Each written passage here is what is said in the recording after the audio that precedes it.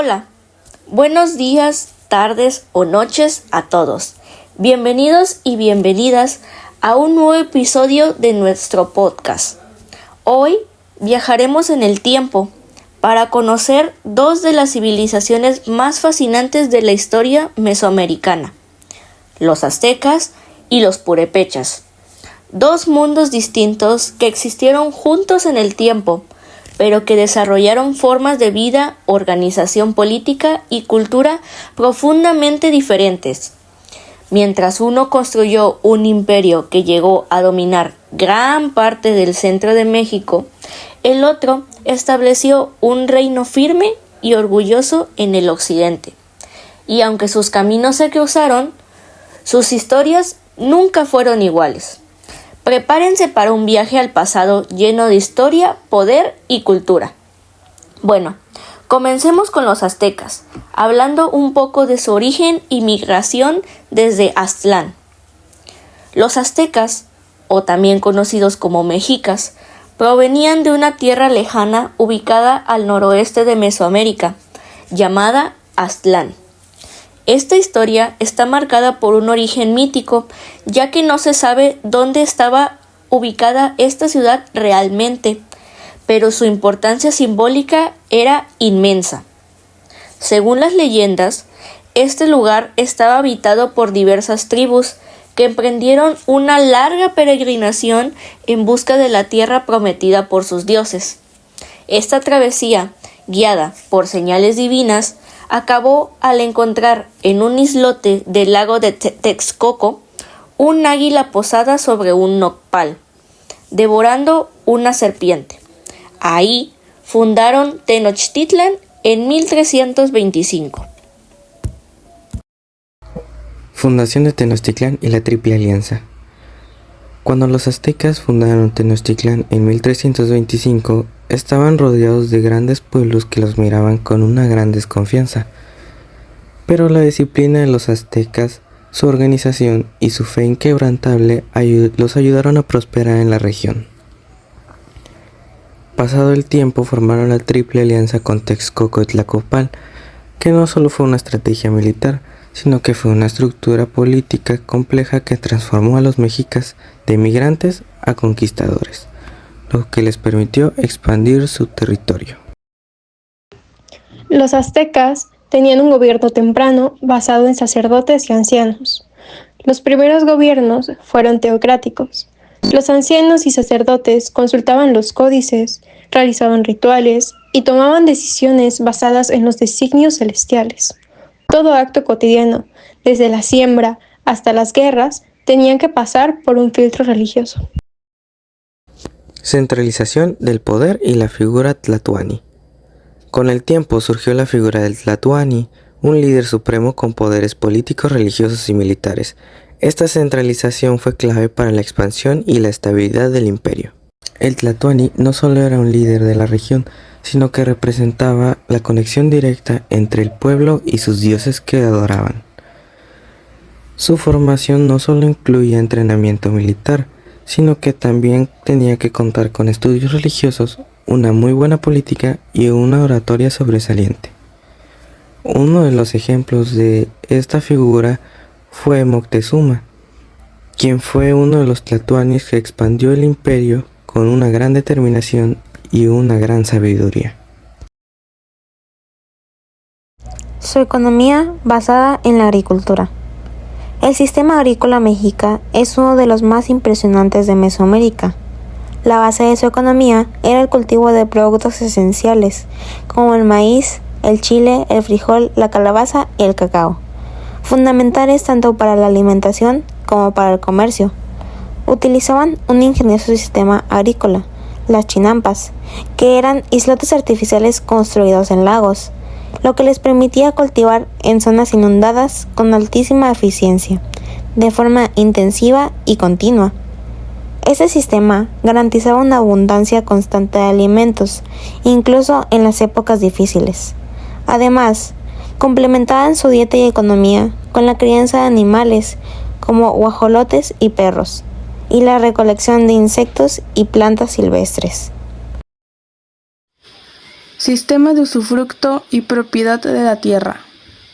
La tierra era comunal, el Estado la asignaba a familias, pero esta no se podía vender ni heredar libremente. Este modelo de tierra comunal fomentaba el trabajo colectivo. Había tierra del Calpulli, del Templo, del Tlatoani y de guerreros destacados.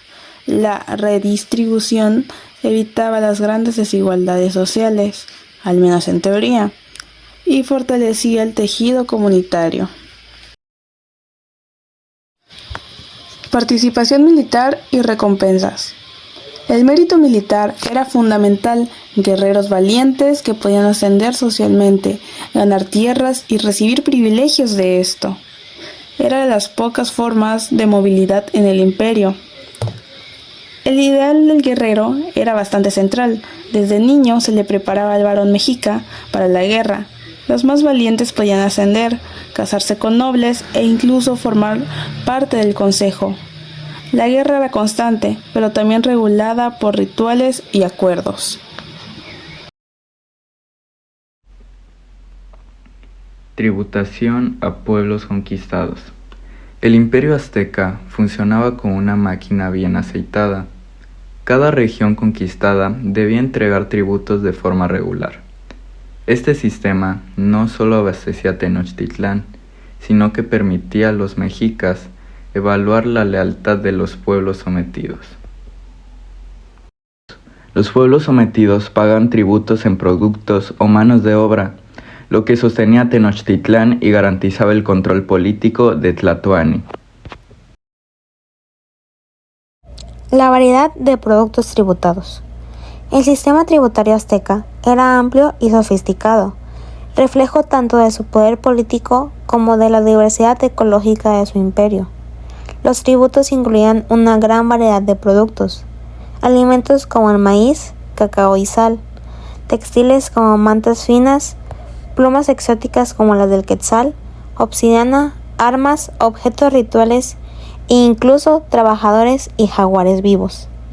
Estos bienes eran cuidadosamente registrados en códices, lo que demuestra la complejidad administrativa del imperio y cómo el tributo funcionaba como un mecanismo clave para fortalecer su economía y mantener el control sobre los pueblos sometidos.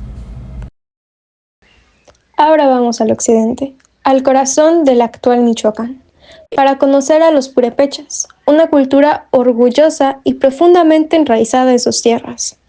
Su origen. Aunque su origen es un misterio, su identidad fue muy clara. Los purépechas no hablan náhuatl, sino su propio idioma, totalmente distinto, lo que indica una historia independiente. Desde tiempos tempranos, mostraron habilidades en construcción, organización y arte.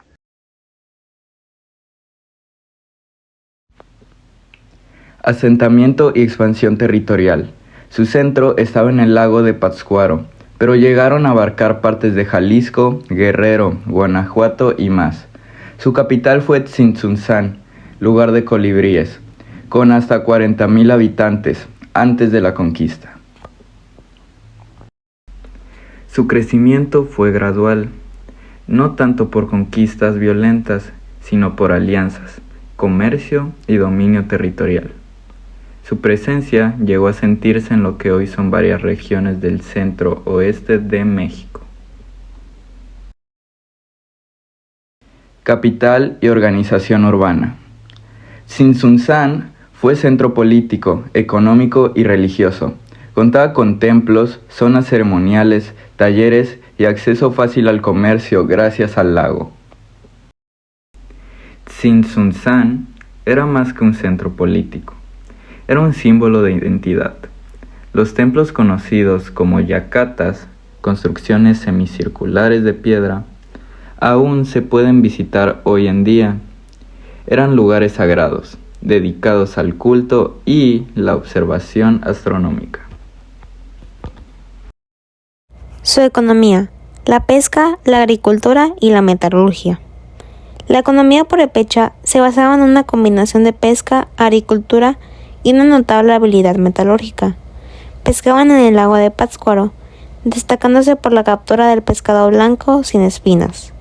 Cultivaban productos como maíz, frijol, calabaza, maguey y algodón, y complementaban su dieta recolectando miel, raíces y plantas medicinales. Sin embargo, lo que realmente los distinguió de otras culturas mesoamericanas fue su dominio del metal, especialmente del cobre. Fueron verdaderos maestros en la metalurgia, elaborando herramientas, anzuelos, campanas y decoraciones complejas utilizando recursos de minas como las de Santa Clara.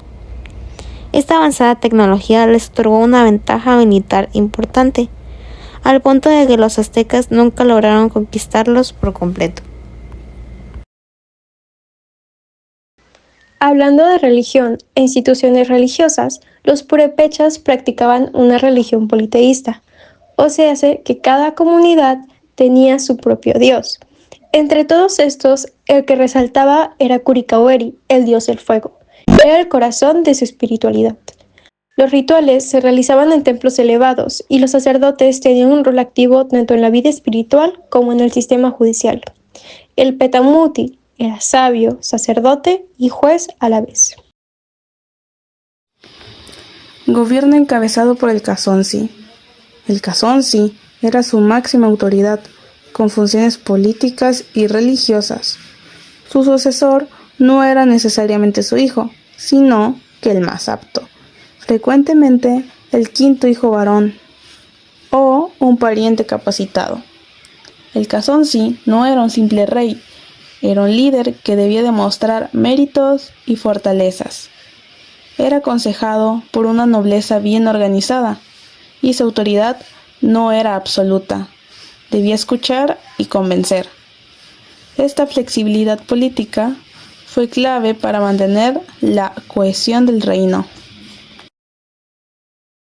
Bueno, ahora un poco de su estructura política y social. Después del Cazonsi, la estructura del gobierno se organizaba en distintos niveles. Estaban los Achaecha, que eran encargados de gobernar regiones, recolectar tributos y administrar justicia, aunque estos no solo administraban, sino que también lideraban tropas, organizaban mercados y servían de vínculo entre el Cazonsi y el pueblo. Era una estructura descentralizada, pero funcional, que permitía eficiencia en tiempos de paz y guerra, y se dividían en 3 categorías según sus funciones administrativas y territoriales. División del reino en provincias. El reino de los purépechas se encontraba dividido por 4 grandes provincias, cada una con autonomía relativa, la cual aseguraba un equilibrio de poder. En cada una de las 4 grandes provincias se encontraba un cacique providencial, quien tenía que rendir las cuentas al imperio, pero también tenía un gran margen de decisión sobre su región. Esta estructuración en la sociedad evitaba los conflictos internos y facilitaba la defensa del reino. Los roles de los acambecha y sacerdotes. Los acambecha eran fundamentales, ya que organizaban a la población para obras de construcción de la ciudad, como caminos, canales o templos.